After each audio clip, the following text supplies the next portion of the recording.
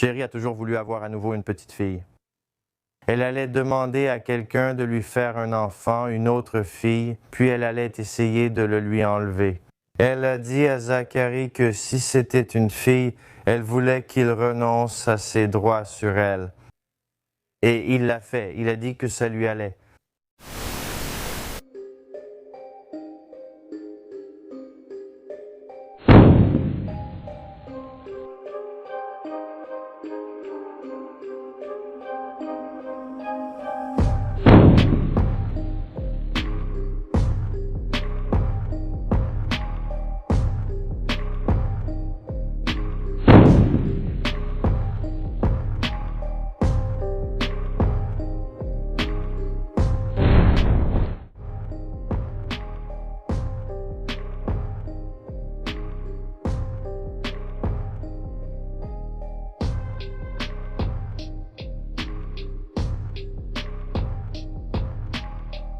Bienvenue au Bon Retour et merci d'être ici. Si tu n'es pas encore abonné à A Wicked World, assure-toi de le faire maintenant.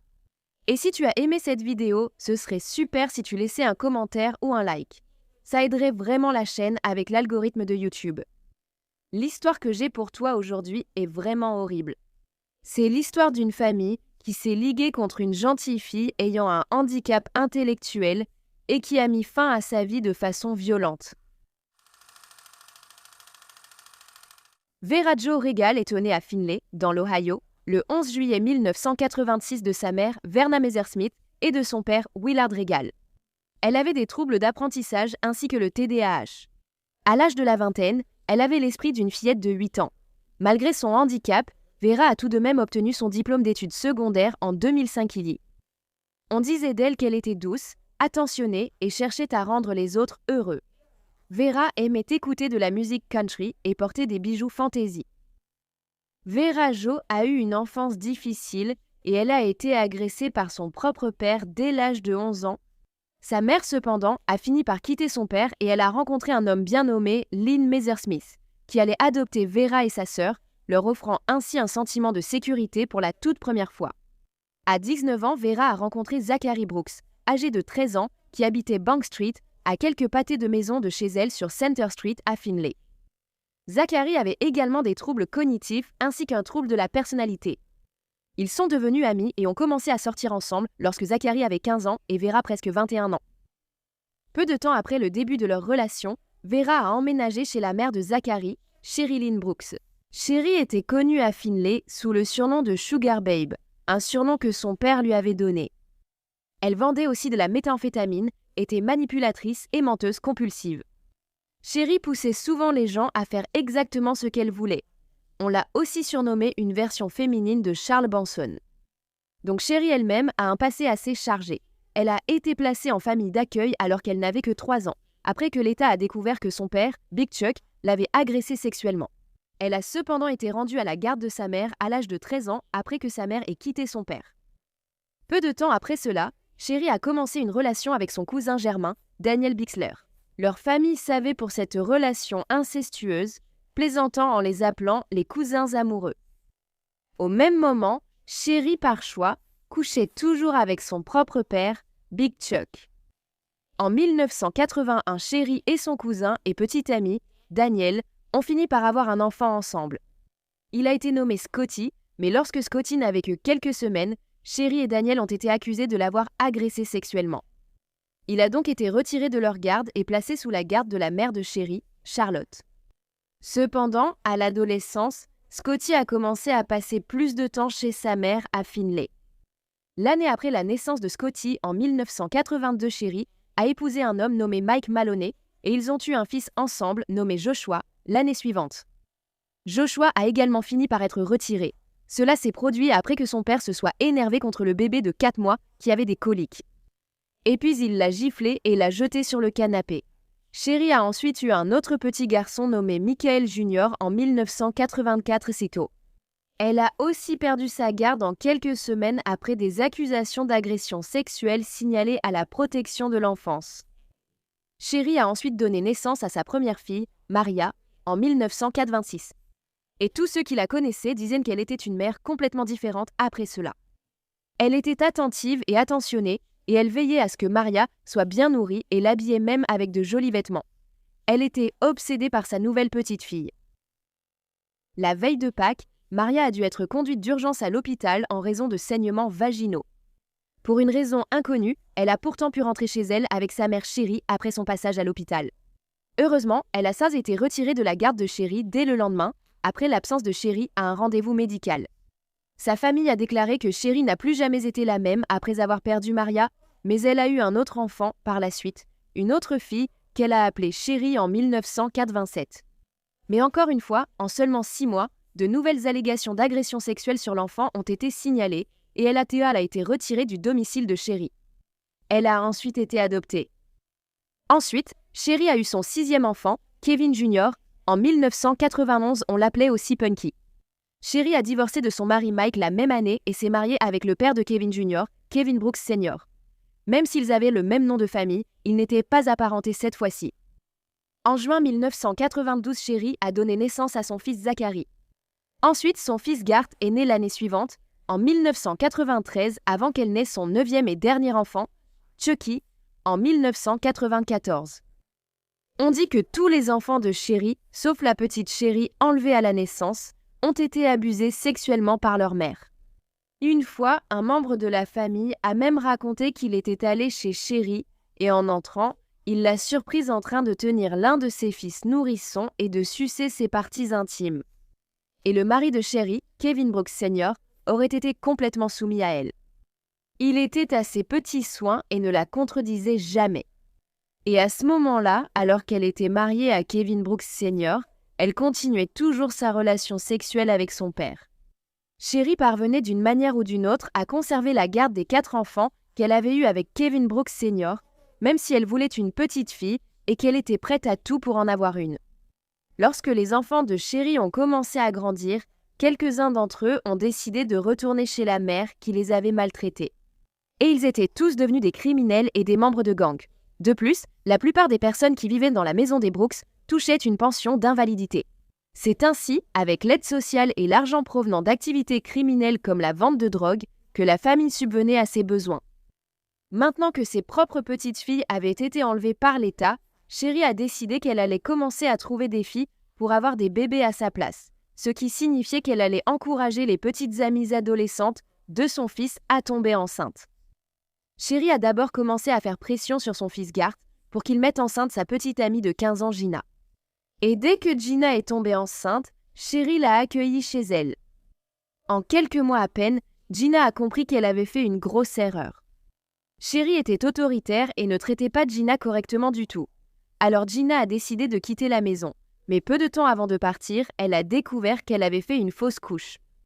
Chérie, évidemment, n'était pas contente et devait maintenant trouver un nouveau plan. Cette fois, elle s'est concentrée sur son fils de 13 ans, Zachary, qui sortait avec Vera, une jeune femme de 19 ans. En fait, Chérie connaissait Vera depuis que Vera était bébé. La mère de Vera, Verna, et son père, Willard, avaient vécu dans le même immeuble que Chérie et Mike. Et Vera était née à peu près au moment où Maria avait eu 6 mois. En fait, juste après que Maria ait été retirée de sa garde, Chérie a reporté la plupart de son attention sur la petite Vera. Elle n'arrêtait pas de demander à la mère de Vera si elle pouvait garder et porter la petite tout le temps, au point que Verna a finalement dû lui rappeler que c'était son bébé et non celui de Chérie. Quoi qu'il en soit, les deux familles étaient restées en contact, et à 19 ans, comme je l'ai dit, Vera vivait à quelques pâtés de maison des Brooks. À présent, Chérie a commencé à encourager Zachary à inviter Vera régulièrement chez eux. Et plus Vera passait de temps chez les Brooks, plus Chérie essayait de la convaincre qu'elle l'aimait et que sa propre mère ne l'aimait pas. Chérie est allée jusqu'à répandre une rumeur affirmant que la mère de Vera était morte. Vera, vivant désormais chez les Brooks, voulait s'assurer qu'ils étaient heureux de sa présence et l'appréciaient. La famille Brooks, cependant, allait profiter de la volonté de Vera de leur faire plaisir. Peu de temps après son emménagement, elle s'est retrouvée à faire la majorité des tâches ménagères et à s'occuper aussi de Chérie. Chérie était diabétique, donc elle avait beaucoup de douleurs et de problèmes aux pieds. Elle était en surpoids et dépendante d'un fauteuil roulant, et Vera devait lui enlever les bandages des pieds, les masser, puis les rebander. Et si Vera faisait un faux mouvement ou appuyait trop fort, elle se faisait frapper avec un long bâton en bois qui ressemblait à un gratte d'eau. Après que Vera ait vécu avec la famille Brooks pendant environ 1 an, il l'avait complètement coupée du monde extérieur. Son téléphone portable lui a été retiré et elle n'avait pas le droit d'aller voir sa famille. Lors des rares occasions où Vera était autorisée à sortir de la maison et qu'elle voyait quelqu'un qu'elle connaissait, elle faisait plus ou moins un signe de la main puis s'enfuyait. De plus, immédiatement après que Vera ait emménagé chez les Brooks, Sherry a commencé à encaisser ses chèques d'invalidité et à garder l'argent pour elle-même. Puis Vera est finalement tombée enceinte de Zachary au début de 2009 et Sherry était ravie. Elle était encore plus ravie lorsqu'elle a appris que ce serait une petite fille. À partir de ce moment-là, Sherry est devenue obsédée par le bébé que Vera portait. Et elle a commencé à contrôler ce que Vera mangeait, ainsi que ses rendez-vous chez le médecin. À l'approche de la date d'accouchement de Vera en décembre, Sherry devenait de plus en plus possessive envers ce bébé qui n'était pas le sien, tout en devenant instable. Elle a intensifié ses plans pour s'approprier ce bébé et a empêché Vera de faire quoi que ce soit choisir les meubles de bébé, les vêtements ou même le prénom de sa nouvelle fille. Sherry a dit à Vera que sa fille s'appellerait Willadine. Elle avait donné à cette nouvelle petite fille le prénom inspiré du père de Vera, Willard, qui l'avait agressée, et du père de Sherry, dont le vrai nom était Dean, et qui l'avait également agressée. Bien qu'elle dirait plus tard que c'était en fait Vera qui avait choisi le prénom parce qu'elle voulait nommer sa fille d'après son père. Mais toute la famille de Vera nie cela, affirmant qu'elle détestait son père et ne lui parlait jamais. Elle aimait déjà tellement sa petite fille qu'il était impossible qu'elle ait choisi de la nommer d'après 2 hommes aussi ignobles. Peu de temps avant la naissance de Willadine en septembre, Sherry a convaincu Zachary de lui céder ses droits parentaux. Et puis, 1 mois plus tard, vers la fin du mois d'octobre, Sherry a eu une autre idée. Son anniversaire approchait, le 3 novembre, et même si Willadine n'était pas censée naître avant décembre, Sherry a décidé qu'elle voulait que Willadine naisse le jour de son anniversaire. Elle a tenté de provoquer un accouchement prématuré chez Vera. L'huile de ricin est utilisée depuis longtemps comme remède homéopathique et l'un de ses usages est de provoquer le travail, même si ce n'est pas recommandé. Cependant, une femme enceinte doit se limiter à environ 4 cuillères à soupe. Eh bien, Sherry est sortie et a acheté 3 bouteilles d'huile de ricin pour Vera. Elle avait ensuite mélangé tout cela dans du jus d'orange et avait forcé Vera à tout boire. Cela a rendu Vera extrêmement malade et elle a commencé le travail exactement comme Sherry l'espérait. La petite Willadine est finalement née avec 6 semaines d'avance, mais le 4 novembre, soit le lendemain de l'anniversaire de Sherry. À cause de l'égoïsme de Sherry, la petite Willadine a passé quelques semaines en soins intensifs néonatals car elle était née avec un poids insuffisant, des difficultés respiratoires et un problème cardiaque. Apparemment, la date prévue initialement était le 6 décembre. C'est à cette date qu'elle était censée naître. Elle a choisi de sortir manger de la tarte à la citrouille et de la purée avec maman pour Thanksgiving. Donc, elle est arrivée plus tôt que prévu. Et elle voulait voir sa maman. Et incroyable mais vrai, alors qu'ils étaient encore à l'hôpital avec Willadine, Sherry se fâchait lorsqu'une infirmière donnait le bébé à sa mère Vera et elle insistait pour qu'on lui donne le bébé à elle à la place. Après le retour de Willadine de l'hôpital, Vera a tenté d'être une bonne mère. Elle aimait vraiment sa petite fille, mais Sherry n'était pas contente de cela parce que dans sa tête, Willadine était son bébé. Ainsi, Sherry était la principale à s'occuper de Willadine et ne laissait qu'occasionnellement Vera, la mère de Willadine, la prendre dans ses bras. Bien sûr, Willadine ne dormait pas non plus avec sa propre mère. Elle dormait plutôt dans la chambre de Sherry. Alors maintenant que le bébé de Vera était là, elle n'avait plus aucune utilité dans la maison des Brooks. Bien que Zachary ait autrefois été amoureux de Vera, il lui montrait désormais un total mépris. Et il a même commencé à chercher activement des relations alors qu'elle vivait encore là. Il publiait fréquemment sur Facebook à quel point il avait besoin d'une copine. Donc maintenant, plus personne dans la maison n'avait besoin de Vera. Elle a été forcée d'avoir des rapports sexuels avec tous les hommes Brooks qui vivaient dans la maison. Et comme plus personne ne se souciait d'elle pour aucune raison, ses passages à tabac n'ont fait qu'empirer. Et Sherry menaçait Vera en lui disant qu'elle allait tuer la petite Willadine si jamais elle lui désobéissait ou essayait de partir. Et Vera n'avait aucune raison de ne pas croire à ces menaces, alors elle est restée et a enduré les mauvais traitements. Et souvent, lorsque Vera ne répondait pas aux attentes de Sherry, au lieu de la frapper elle-même, elle appelait Zachary et Zachary frappait Vera. Comme je l'ai dit, Vera avait très rarement le droit de tenir sa propre fille, seulement quand Sherry le permettait. Et si elle essayait à un autre moment, elle se faisait battre. Au lieu de s'occuper de ses devoirs maternels, Vera nettoyait maintenant toute la maison et s'occupait de Sherry. Son travail consistait désormais à s'occuper des jambes et des pieds de Sherry. Elle n'avait pas le droit de parler à quiconque hors de la maison, même pas à sa sœur. Les membres de la famille de Vera Jo savaient qu'elle était maltraitée et ils avaient contacté les services sociaux ainsi que la police. Mais quand les policiers allaient chez les Brooks pour prendre de ses nouvelles, ils lui parlaient toujours devant Sherry. Elle affirmait aller bien et expliquait ses bleus par des chocs contre une table basse ou des chutes dans les escaliers. À un moment donné, la sœur de Vera, Ashley, a même contacté la police et signalé que sa sœur était retenue en otage chez les Brooks. Mais aucun rapport n'a jamais été déposé. Les autorités n'étaient pas venues à la maison cette fois-là. Cependant, elles s'étaient rendues à la maison à plusieurs autres reprises. Ce qui signifie qu'eux et les services sociaux étaient au courant des conditions insalubres dans lesquelles la petite Willadine vivait. Ils savaient aussi qu'il n'y avait pas d'eau courante et qu'ils devaient utiliser des seaux comme toilettes. De vrais cochons vivaient aussi dans la maison, dans le placard de la chambre de Sherry. Sans parler du fait que les services sociaux avaient déjà retiré plusieurs de ses propres enfants. Et maintenant, la petite Willadine dormait dans la même chambre qu'elle. Lors d'un des fréquents séjours de Vera à l'hôpital, cette fois-ci pour un nez cassé que Zachary lui avait infligé, elle a été obligée de leur dire que c'était son petit ami noir qui lui avait fait ça.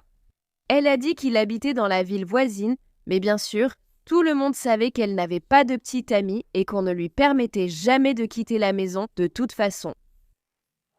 Je n'arrive même plus à me souvenir de son nom maintenant, mais c'est Demetrius Jones, je crois que c'était ça. Elle a inventé ce type, Desmond Thompson de Lima. Il lui avait abîmé le nez car elle avait dû aller à l'hôpital parce qu'elle avait une bosse ici. Ils ont dit qu'elle pourrait avoir une commotion cérébrale et des saignements. Ils ont inventé cette histoire disant que Vera avait un petit ami, un homme noir, qui venait de quelque part près de Leamer. Il est venu, s'est battu et l'a frappé au visage et lui a cassé le nez. Mais en réalité, c'était son fils, Zachary. Il est descendu, est allé directement vers sa mère, lui a demandé ce qui s'était passé. Et Sherry a simplement trouvé une excuse en disant que Vera était celle qui avait poussé sa propre fille contre la table basse. Et Zachary a simplement écouté ce qu'elle disait, s'est approché de Vera, a levé le poing et l'a frappé au visage. Au fil du temps, le traitement de Vera à la maison est devenu de pire en pire. Une fois, Sherry lui a même dit que ses yeux au beurre noir étaient mignons, comme ceux d'un raton laveur. Le fils de Sherry, Kevin Brooks Jr., également connu sous le nom de Punky, était considéré comme le chef du gang des Crips de la ville. Il était donc très redouté. Cela jusqu'à ce que le jeune homme de 19 ans soit tué le 5 août 2010.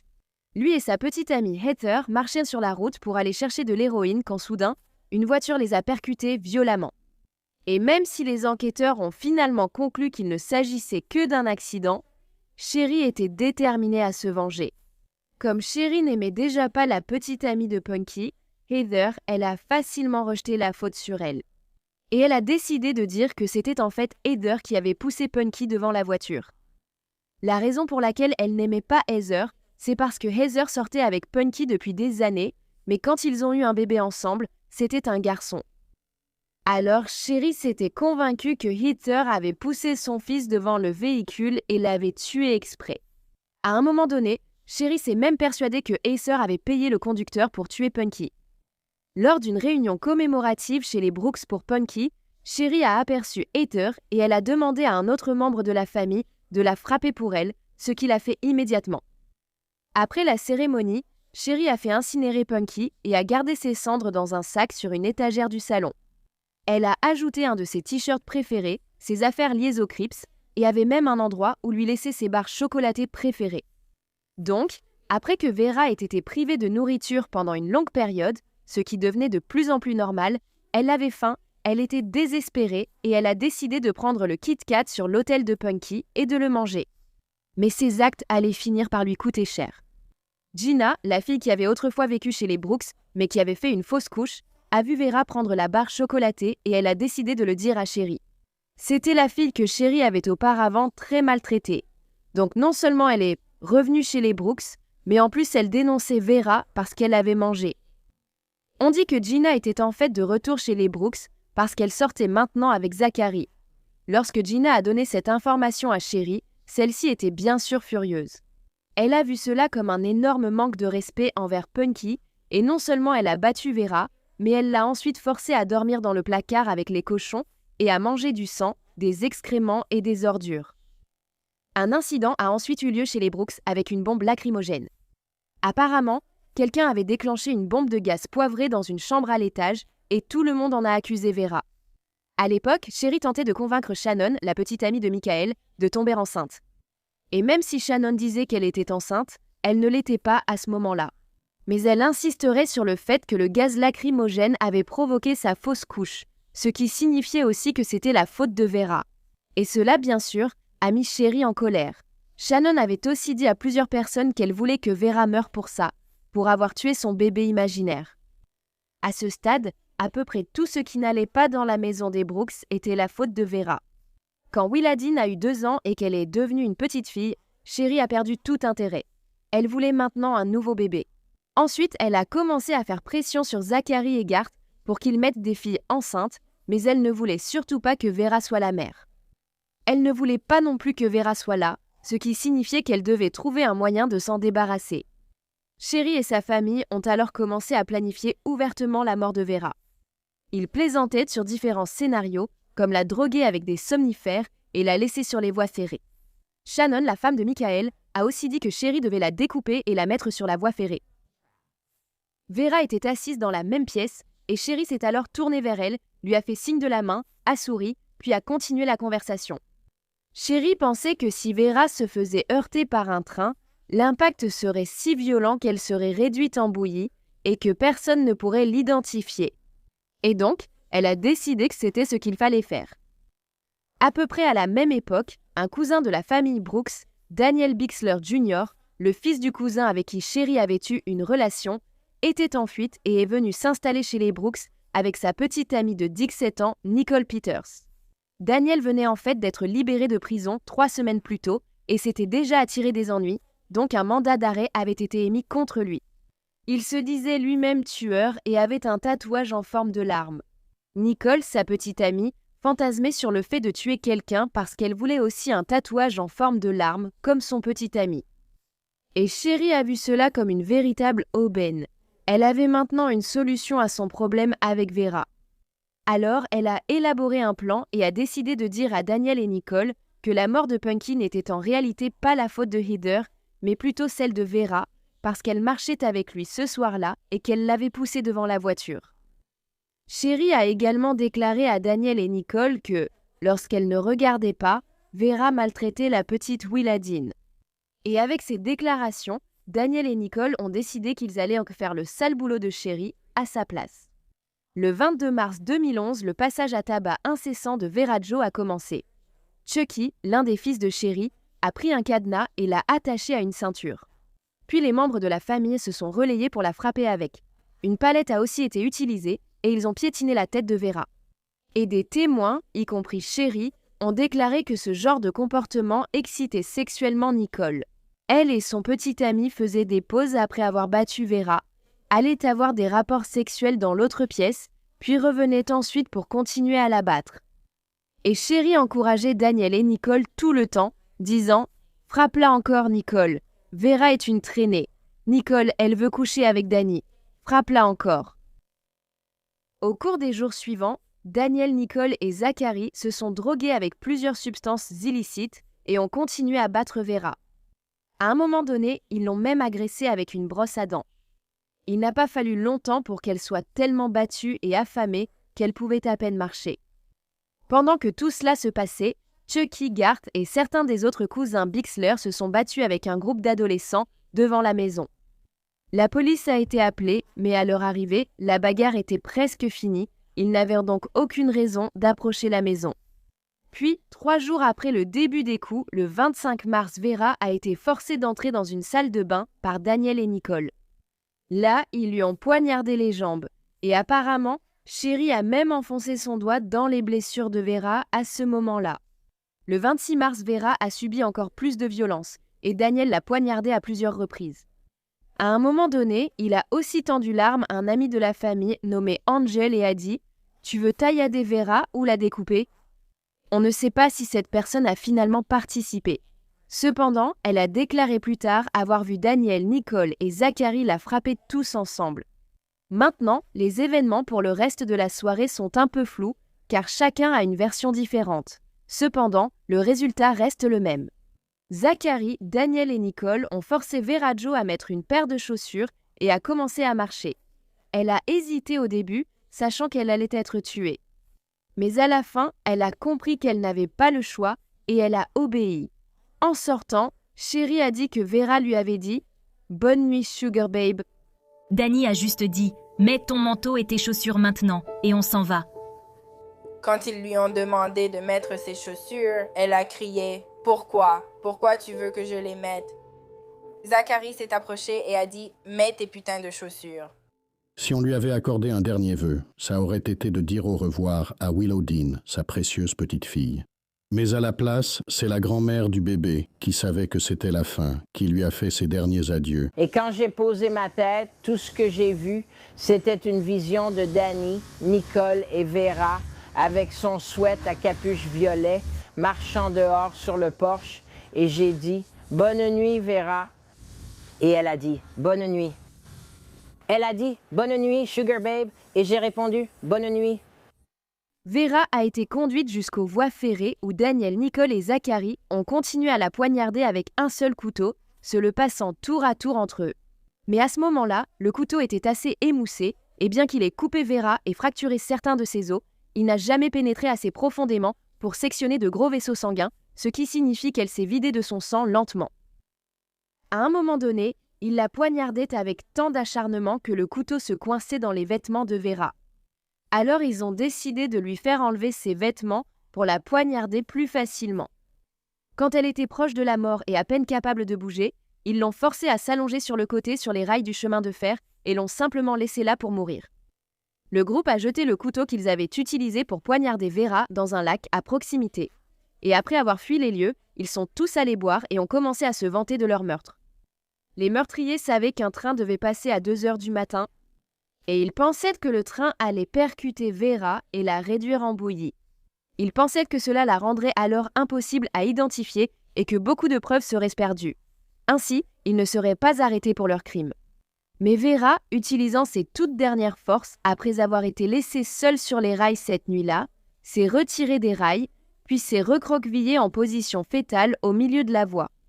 Quand le train est arrivé à 2 heures du matin, il est passé au-dessus du corps de Vera, mais il ne l'a finalement pas percuté. Vera se trouvait exactement à 30 cm du sol. Le train mesurait 33 cm, et même si Vera était décédée à ce moment-là, elle n'avait pas été réduite en bouillie, comme les Brooks l'espéraient, et ils ont quand même pu l'identifier. Le conducteur du train avait vu le corps de Vera et avait d'abord cru qu'il s'agissait d'un faon, et il n'a pas pu s'arrêter à temps. Après avoir compris qu'il s'agissait du corps d'une femme, il a prévenu la police. Oui. Il allait signaler qu'un train était arrêté près de Central Parkway, entre East Main Cross Street et Clinton Court, juste entre les deux, de l'autre côté de Blanchard River. D'accord. Nous devons signaler qu'un train est arrêté en ce moment parce qu'il voit le corps nu d'une femme allongé au milieu de la voie. Elle semble être décédée. Ils ont tenté de lui couper la tête, sans réussir à traverser cet os. Comme les trucs du genre Helter Skelter. Nicole me regarde et elle dit « Eh bien, je me suis fait tatouer ma première larme et c'est là que j'ai compris. » Elle me dit « J'ai bien fait, dis-moi que j'ai bien fait. » Et ton fils est sur Facebook en train de dire que tu as inventé une histoire pour te couvrir avant le meurtre. La police s'est ensuite rendue chez les Brooks pour interroger la famille et ils les ont fait sortir un par un afin de pouvoir leur parler individuellement. Sauf Sherry, qui a été autorisée à être présente pendant tout l'interrogatoire. Donc clairement, beaucoup de gens ont peur de cette femme. Lorsqu'elle a été interrogée, elle a déclaré à la police que le petit ami noir de Vera, originaire d'une autre ville, devait être le meurtrier. De plus, lorsque la police est entrée dans la maison des Brooks, elle a trouvé la chemise ensanglantée de Nicole, la ceinture avec le cadenas et même une mèche de cheveux de Vera. La mère de Vera ne l'a même pas appris par la police ou qui que ce soit. Ils sont allés directement voir Sherry en premier. Et je trouve que c'est vraiment n'importe quoi. Tu sais, le service de police n'est même pas allé directement voir sa propre mère. As-tu dû identifier le corps, alors? Non. Parce que Sherry l'avait déjà identifié et a dit à la police que les parents de Vera étaient morts. Je suis censée être morte. Je suis morte genre 3 fois dans 3 états différents. Sherry. Daniel et Nicole ont finalement avoué le meurtre de Vera, mais ont affirmé à la police que Sherry avait fourni la drogue à Vera et les avait convaincus de la tuer. Elle avait même donné des instructions sur la façon de le faire. Comme si quelqu'un allait vraiment m'aider à dire « Va chercher le téléphone sur mon support d'ordinateur pour appeler la police. » Tu sais, ils ne vont pas. Nikki ne va pas me donner un téléphone. Dan ne va pas me donner le téléphone. Scotty non plus ne va pas me donner le téléphone. Et Shannon, avec son gros cul, était assise sur le canapé à jouer avec son téléphone. J'aurais juste aimé avoir mon téléphone qui fonctionne parce qu'il était éteint et je n'avais plus de crédit, même si je sais qu'on peut appeler le 911 avec. Pourtant, tous les membres du foyer Brooks, sauf Sherry et son mari, Kevin Brooks Sr., ont été inculpés pour le meurtre de Vera.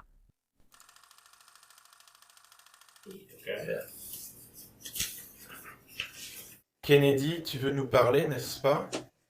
Kennedy, peux-tu revenir et nous raconter ce qui s'est passé ce jour-là? Tout ce dont je me souviens, c'est que Danny et Nicole frappaient la mère de mon bébé. Et ils la forçaient à manger plein de choses. Et ils la forçaient à boire aussi. Ensuite, Shannon a dit à Danny qu'elle était enceinte alors qu'elle ne l'était pas. Et Shannon a dit à Danny de faire ce qu'elle avait fait. Donc Shannon a dit à Danny de le tuer. Est-ce que c'est quelque chose que tu as entendu? Ouais, d'accord. Tu te rappelles exactement ce qui a été dit? Shannon a dit à Nicole de tuer la mère de mon bébé. Parce que... Elle a dit que... Shannon a dit qu'elle était enceinte et... Vera... a pulvérisé. De la menthe poivrée ou peu importe ce que c'est. Nous n'avons jamais eu de bonbons à la menthe ou quoi que ce soit comme ça chez nous. Shannon a dit que Vera a vaporisé et tué son bébé là-haut au cidre. Quand elle n'était pas enceinte. Et elle a dit que Shannon avait dit à Danny et Nicole de le tuer. Alors, où cette conversation a-t-elle eu lieu? Chez moi. D'accord. Dans quelle pièce? Dans la chambre de Shannon. La chambre de Shannon. Quelqu'un d'autre a entendu ça? Non. Et qu'est-ce qui s'est passé après qu'elle ait dit ça? Ils ont finalement attendu. La nuit venue, ils l'ont emmené et ont fait ça. Tu l'as entendu lui parler de partir ou quelque chose comme ça? Non, une fois que j'ai appris tout ça, je voulais juste aller me saouler. Et qui est allé? Je veux dire, avec qui es-tu allé boire? Ma cousine Tessa Bixler, d'accord. Quelqu'un d'autre était-il avec vous? Juste moi, Gart, et le gars Ellen Cap. Ok. Et est-ce que Daniel et Nicole étaient avec vous? Oui, d'accord, ils sont venus. Oui. Mais ils sont arrivés quelques heures plus tard. Laissez-moi rafraîchir votre mémoire, d'accord? Comme on a parlé d'être sincère et honnête, d'accord? Ça ne correspond pas à beaucoup d'autres témoignages. Daniel et Nicole ont tous les deux fini par plaider coupables. Daniel a été condamné à une peine pouvant aller de 40 ans à la perpétuité, tandis que Nicole n'a été condamnée qu'à 23 ans pour complot. Maintenant, Zachary n'a été inculpé que d'entrave à la justice, et il n'a reçu que 4 ans, même s'il a largement participé au meurtre de Vera. Le fils de Sherry, Michael, a été condamné à 30 jours de prison et 5 ans de probation pour entrave à la justice. Sa petite amie, Shannon, a aussi été inculpée pour entrave à la justice. Cependant, elle a accepté un accord en échange de sa coopération avec la police et elle a reçu une peine de probation. Shannon a même admis que la nuit du meurtre de Vera, Vera s'était tournée vers elle pour demander de l'aide et elle savait que Vera allait être tuée, mais elle n'a rien fait. Shannon avait également été témoin de nombreux autres épisodes où Vera était maltraitée par Sherry et les garçons. Elle avait également participé à de nombreuses conversations qu'ils avaient eues sur la façon dont ils allaient tuer Vera. Mais elle n'a eu qu'une mise à l'épreuve. Garth a été accusé d'entrave à la justice et n'a reçu qu'une amende. Chucky a également été accusé d'entrave à la justice. Le juge l'a condamné à un programme de réhabilitation dans un institut pour mineurs situé dans un autre État, avec la condition que s'il ne le terminait pas, il serait détenu jusqu'à son 21e anniversaire. Il a finalement terminé le programme et a été libéré avant ses 18 ans. Et Scotty a également été inculpé d'entrave à la justice. Il a été condamné à une mise à l'épreuve. Scotty n'aurait jamais été méchant envers Vera, mais il a été témoin des mauvais traitements et, comme d'autres, n'a rien fait pour l'aider. Scotty semblait être l'une des personnes de la maison auprès de qui Vera se sentait en sécurité, et c'était lui dont elle était la plus proche. Mais personne n'a été inculpé en lien avec tous les mauvais traitements que Vera avait subis avant sa mort. Même en regardant son corps, il était très clair qu'elle avait été battue. Le lendemain du meurtre de Vera, la police a fouillé la berge et trouvé ses vêtements. Dans son sweat violet préféré, ils ont découvert un mot disant « Je t'aime, Willadine. Tu es une gentille petite fille pour nous. Je suis heureuse d'être ta maman et je suis heureuse de t'avoir eu le 4 novembre à 4h16 du matin. 2 kg 780 grammes, 48 cm de long, maman t'aime. » Et après le meurtre de Vera, Sherry, qui était restée libre, a essayé de dire qu'elle avait la garde de Willadine, mais cela n'a pas fonctionné avec les services sociaux. Donc, sous la direction de Sherry, Zachary a déposé une demande de garde. Mais lors d'une visite avec lui pour déterminer le placement, Willadine s'est mise à crier de façon incontrôlable et a refusé d'aller vers lui. Suite à cela, Zachary a refusé d'aller à d'autres visites avec sa fille et n'a pas suivi les cours de parentalité requis. Par conséquent, l'État de l'Ohio a révoqué les droits parentaux de Zachary et Willadine a été adopté par un couple environ 1 an plus tard. Après avoir résolu l'affaire, les détectives ont remis à la famille adoptive de Willadine la note de Vera, récupérée dans le dépôt des pièces à conviction. Ils souhaitent que la famille lui donne la lettre quand elle sera assez grande et que le moment sera venu. Après le meurtre de Vera, les membres de la famille Brooks qui n'étaient pas incarcérés sont restés dans la maison familiale. Cela a duré jusqu'à leur déménagement il y a quelques années et une nouvelle famille y vit maintenant. Shannon et Michael ont fini par changer leur nom pour devenir Shannon et Nick Nagel. Sherry, Scotty et Kevin Sr. ont été arrêtés pour trafic de drogue en 2015 et Sherry a passé 40 mois en prison fédérale pour cette accusation. Puis en 2021, Sherry Brooks est décédée d'un cancer. En septembre 2009, Parce que j'ai dit à sa chère amie. j'allais acheter un cadeau d'anniversaire pour mon petit-fils juste là, et je l'ai vue alors. Elle souriait vraiment, disant « Maman, maman, maman, maman ». Et elle m'a attrapé la main et s'est accrochée à moi. Et puis le bébé a sauté de ses bras dans les miens, et j'ai dit « Je t'aime, ma chérie ». Et c'était la dernière fois que je l'ai vue. Je l'ai vue, je sais qu'elle est en ville, je savais qu'elle était en ville. Et je savais où elle habitait, mais je n'ai jamais pu la voir.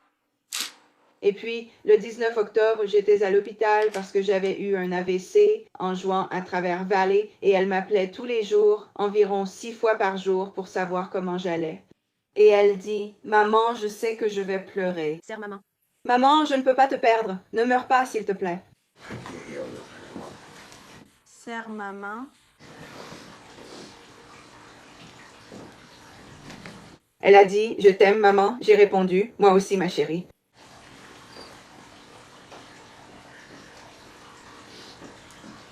Désolée. Une jeune femme. D'accord. Alors. Comment as-tu appris la nouvelle ce week-end? Le frère du petit ami de ma fille, le frère du petit ami d'Ashley, m'a appelé et m'a dit qu'il faisait exploser son téléphone. Tu vois, il y avait une femme de 24 ans qu'ils ont trouvée qui avait été assassinée sur les rails et tout le monde disait que c'était ma fille, Vera. Eh bien, je n'y croyais pas parce que, tu sais, au début, on entend toutes sortes de rumeurs et puis au fur et à mesure, tout le monde venait me dire, tu sais, Vera a été assassinée et je disais, ma fille. Il disait, oui, ta fille. Et je me disais, ce n'est pas possible. Et il disait, si, alors le lundi matin, son père et moi nous sommes levés et nous sommes allés au commissariat de police. Et c'est là qu'ils m'ont dit, nous sommes désolés de vous dire que c'est bien votre fille. Après l'avoir appris, vous savez. Elle aurait été assassinée et tout ça, ça m'a brisé le cœur. Parce que ma sœur et moi, on faisait tout ensemble. Vera Jo a été enterrée le 1er avril 2011 au cimetière Noel Crest.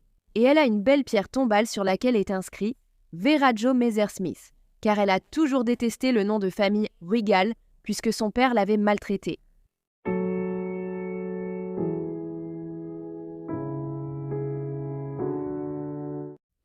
C'est scandaleux que la famille Brooks ait reçu peu ou pas de punition pour les sévices horribles infligés à Vera et son meurtre, qui était une fille douce et innocente et ne voulait rien de plus que rendre les autres heureux et être une bonne mère. Cela doit être en partie ou entièrement par peur de Sherry et de la famille Brooks à cause de leur lien avec des gangs. Qu'en penses-tu? Pourquoi leur peine était-elle si légère pour des crimes aussi terribles? Si tu as aimé ton crime et veux l'entendre de ma part, clique sur s'abonner et active les notifications pour être informé des nouvelles vidéos publiées au moins 2 fois par semaine. Merci d'avoir regardé à Wicked World. À bientôt, prenez soin de vous. Salut! Merci à tous les mécènes de Wicked World. Maintenant, il y a encore plus de contenu des Wicked World sur Patreon. Alors allez jeter un œil sur patreon.com/awickedworld ou utilisez l'application Patreon. Vous aurez accès à des vidéos exclusives chaque mois et bien plus encore. Tout soutien aide vraiment à s'assurer que les victimes ne soient jamais oubliées et à mettre en lumière les failles de la société liées à chaque affaire. Avez-vous une suggestion d'affaires que vous aimeriez que je traite? Si oui, envoyez-moi un email à awickedworldtruecrime@gmail.com.